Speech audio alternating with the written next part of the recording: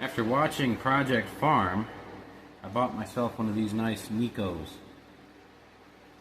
And my go-to is usually hitting things with a hammer. And chrome chips right off that one. Probably won't fit in the same places.